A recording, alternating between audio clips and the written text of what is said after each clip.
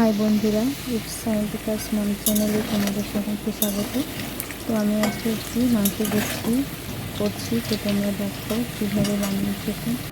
আলু ভেজে নিয়েছি, আদা, পেঁয়াজ, টমেটো, কাঁচা লঙ্কা দিচ্ছি, রসুনও আছে খানিকটা, আর জিরে, তেজপাতা, শুকনো লঙ্কা, গোটা গরম মশলা। আমি কড়াইতে তেল দিয়ে ফোড়ন দিয়ে দিয়েছি। তো এখন ফোড়নটা একটু ভাজা হবে, যখন ফ্লেভার ছড়িয়ে যাবে তখনই পেঁয়াজ দিতে হবে। তো আমি পেঁয়াজ দিয়ে একটু নেড়ে চেড়ে নিচ্ছি।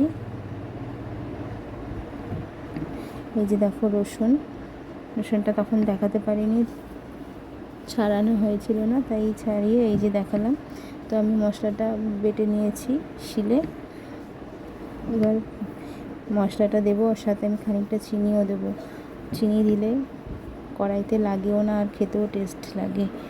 দেখো মশলাটা আমি ভালোভাবে কষিয়ে নিচ্ছি। তো দেখো তোমরা কত সুন্দর ভাজা হচ্ছে। এবার আমি একটু লঙ্কার গুঁড়ো দিলাম সাথে, দিয়ে ভালোভাবে নেড়ে চেড়ে নিচ্ছি।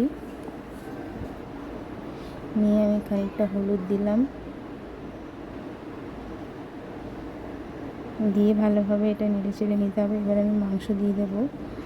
টমেটো দিলাম, একটু টমেটোটা দেওয়া হয়নি, তো ভেজে নিচ্ছি টমেটো দিয়ে। এইবার আমি টমেটোটা ভালোভাবে ভাজা হলে মাংস দিয়ে দেবো। দিয়ে দিলাম মাংস।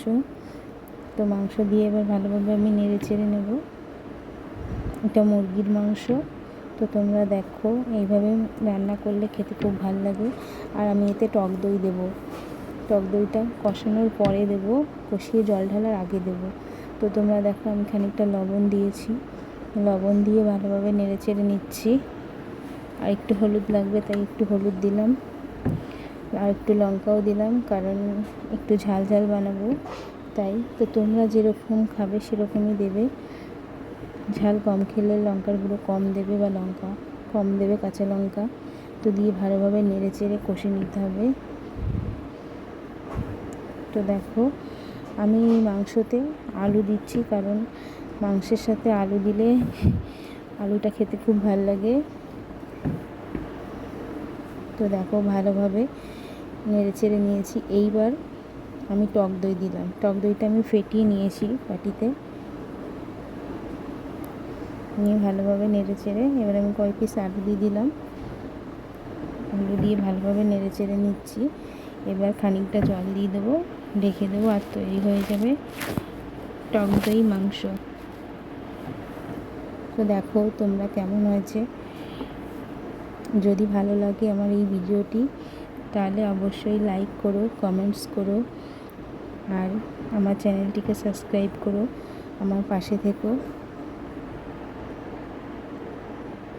সাথে আমি ভাতও করে নিচ্ছি, গরম গরম ভাতের সাথে গরম গরম মাংসের ঝোল ভালোই লাগে খেতে। তো বন্ধুরা আমার মাংস প্রায় রেডি। আমি একটু গরম মশলা দিলাম, গরম মশলা দিয়ে ঢেকে দেবো, আর একটু জল টেনে আসবে। তো আমার মাংস রেডি। Tata, bye bye.